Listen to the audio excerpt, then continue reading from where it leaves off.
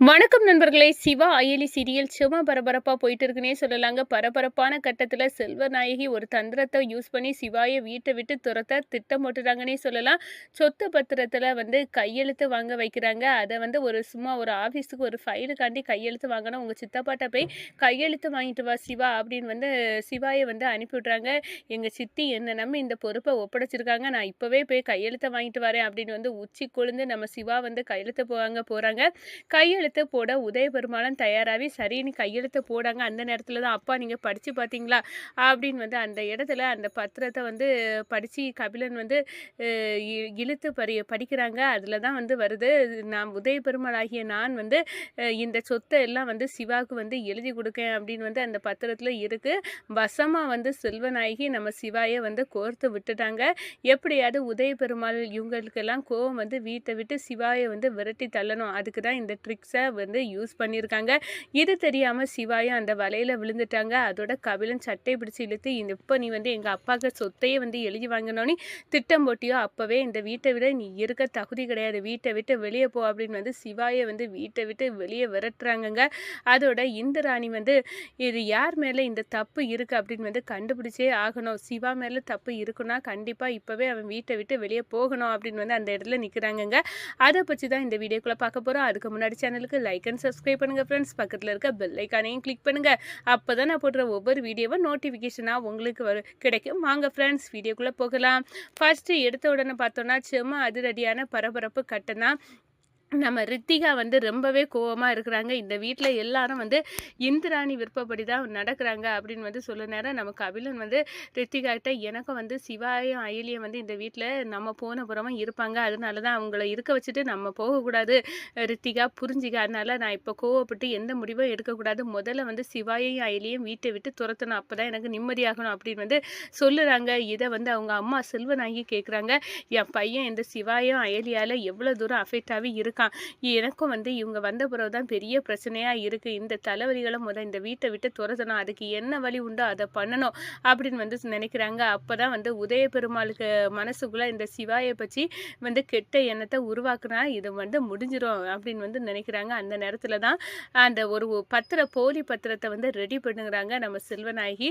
அதில் உதயபெருமாளாகிய நான் எல்லா சொத்துக்களையும் சிவாக்கு எழுதி கொடுக்கறது மாதிரி அந்த பத்திரத்தை ரெடி பண்ணுறாங்க.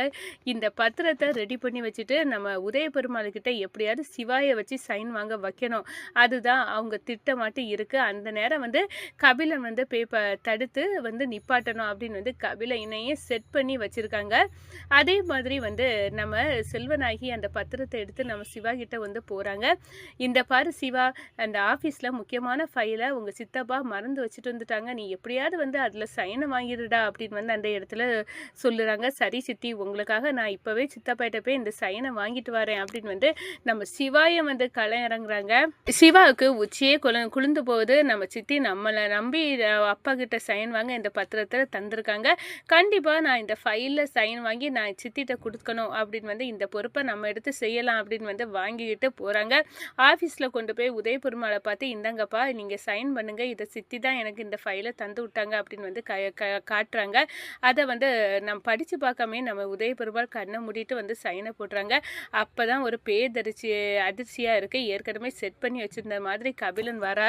அப்பா, நீங்கள் எதுக்காக இந்த பத்திரத்தில் சைன் பண்ணியிருக்கீங்க, இதில் என்ன இருக்குன்னு நீங்கள் படித்து பார்த்தீங்களா அப்படின்னு கேட்குறாங்க. இதில் என்னடா இருக்குது, சைன் தான் கேட்டான், அதை உங்கள் அம்மாவுக்கு சொன்னதாட்டு தானே கேட்டாங்க, சைன் பண்ணி கொடுப்போம். இல்லைப்பா, இவன் பெரிய ஆபத்து, இவன் ஒரு விஷம், இல்லை என்ன இருக்குன்னு படித்து பார்த்தா தான் தெரியும் அப்படின்னு அந்த இடத்துல அந்த பத்திரத்தை எடுத்து படிக்க ஆரம்பிக்கிறாங்க. நம்ம சிவா இதில் ஏதோ ட்ரிக்ஸ் இருக்கா என்னதான் நம்மளுக்கு தெரியலையே, நம்ம சித்தி சொன்னாங்க நீ கண்மூடித்தனமாக வாங்கி கொண்டு கொடுத்தோம், இப்போ என்ன ஆபத்து இதில் இருக்க போ அப்படின்னு நினைக்கிறதுக்குள்ளே கபிலன் தடன்னு படிக்க ஆரம்பிச்சிட்டாங்க.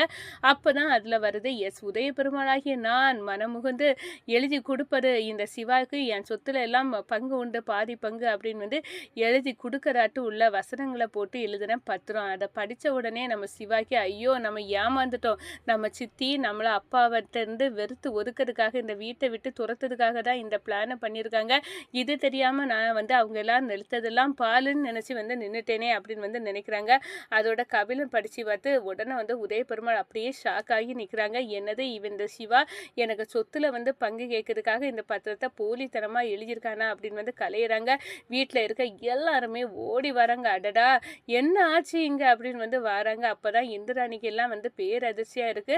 கபிலன் வந்து சிவாய்க்கு சட்டை பிடிச்சு இழுத்து எங்க அப்பாக்கு சொத்துல உனக்கு என்னடா பங்கு உண்டு, இந்த வீட்டை விட்டு போடா, நீ போலி பத்திரம் போட்டு எங்க அப்பாக்கு சொத்தெல்லாம் நீ வந்து அபகரிக்கணும்னு நினைச்சால அப்பவே இந்த வீட்டுல இருக்க தகுதி கிடையாது, வீட்டை விட்டு போடா அப்படின்னு வந்து சட்டையை பிடிச்சு நம்ம சிவா கதையை வந்து இழுக்க ஆரம்பிச்சுட்டாங்க. நம்ம சிவாய்க்கு பேரதிர்ச்சியா இருக்கு. நான் யாரெல்லாம் நம்பணும் நம்பலன்னு ஒண்ணுமே தெரியலையே, இப்படி ஒரு வசமா ஒரு சிக்கல்ல வந்து மாட்டிக்கிட்டேன்னு நான் இப்ப என்ன பண்ண அப்படின்னு வந்து அந்த முடின்னு முழிச்சிட்டு இருக்காங்க.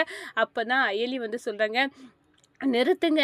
சிவா வந்து எந்த தப்பும் செய்திருக்க மாட்டாரு. நான் அப்படி வந்து நிரூபிப்பேன். எனக்கு எந்த டைம் தாருங்க அப்படின்னு வந்து நம்ம அயலி வந்து கேட்குறாங்க.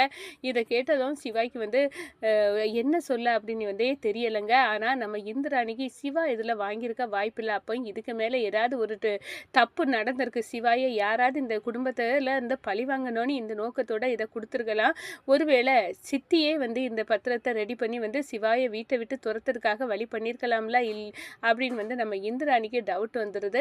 இந்திராணி வந்து நானும் கண்டுபிடிக்கிறேன், இப்போ என்ன நடந்துச்சுன்னு கண்டுபிடிக்கணும், சிவாயை எடுத்தோம் கவுத்தோனே அவன் மேலே தப்பு இருக்குன்னு நம்ம இந்த வீட்டை விட்டு துரத்திட முடியாது அப்படின்னு வந்து நினைக்கிறாங்க. அப்போ கபிலன் வந்து அக்கா ஏன்க்கா நீங்கள் பார்த்துட்டு இருக்கீங்க, நம்ம என் அப்பாவோட சொத்துல இவனுக்கு எப்படிக்கா பங்கு வரும், அண்டை விடா வந்த பிடாரி ஒண்டை வந்த பிடாரியே விரட்டின கதையா இவனுக்கு கதை இருக்குது, நீங்களே கண்கூடா பார்த்துட்டு தானே இருக்கீங்க, இதுக்கு மேலே இந்த ஒரு நிமிஷம் கூட இந்த வீட்டில் இந்த சிவாயும் அயலியும் இருக்கக்கூடாதுக்கா அப்படின்னு வந்து சொல்றாங்க. அந்த நேரம் தான் செல்வநாயகி, ஆமா இந்திராணி இவ்வளவு காலம் நீ செய்ததெல்லாம் நான் பொறுத்துட்டேன், ஆனா இதுக்கு மேல் ஒண்ணுமே பொறுக்க முடியாது, இந்த வீட்டை விட்டு இப்பவே சிவாயும் அயலியும் போயே ஆகணும் அப்படின்னு வந்து அந்த இடத்துல பெரிய கங்கணம் கட்டிக்கிட்டு நிக்க ஆரம்பிச்சுட்டாங்க.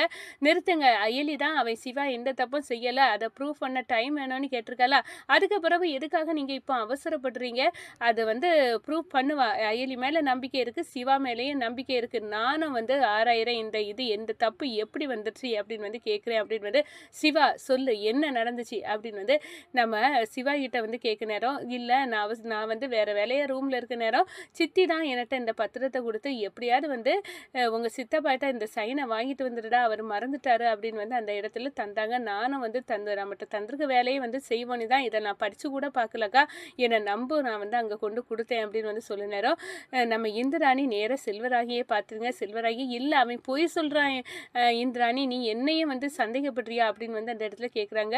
ஆனால் நம்ம சிவாயோட வார்த்தையில் உண்மை இருக்கதை நம்ம இந்திராணி வந்து கண்டுபிடிச்சிடாங்க. செல்வநாயகி இப்படி ஒரு அயலி நம்ம சிவாயையும் அயலியும் வீட்டை விட்டு விரட்டதுக்கு இப்படி ஒரு கேவலமான திட்டத்தை போட்டிருக்காங்களே, அப்போது உண்மையிலே சிவாய்க்கு இந்த வீட்டில் சொத்துல எல்லாம் பங்கு உண்டு அப்படின்னு வந்தால் எங்கே கொண்டு மூஞ்சி வச்சுக்கிட்டுப்பாங்க இந்த சித்தியும் கபிலனும். எப்படியும் நான் வந்து சிவாய்க்கு உள்ள உரிமைகளை நான் வந்து கொடுத்தே ஆகணும், அவன் வந்து என்ன 2 நாள் தான் டைம் இருக்குது, அவன் வந்து எங்கள் உதயபெருமாள் எங்கள் சித்தப்பா தான் வந்து சிவாயோட அப்பான்னு ப்ரூவ் பண்ணதுக்கு அதை நிரூபிச்சுட்டாங்கன்னா முறைப்படி நான் உங்களுக்கு வாக்கு கொடுத்துருக்கேன், அவ்வளோ சேரையும் அந்த கபிலனுக்கு ஈக்குவலாக சிவாக்கு கொடுத்தே ஆகணும் அப்படின்னு வந்து அந்த இடத்துல நினைக்கிறாங்கங்க நம்ம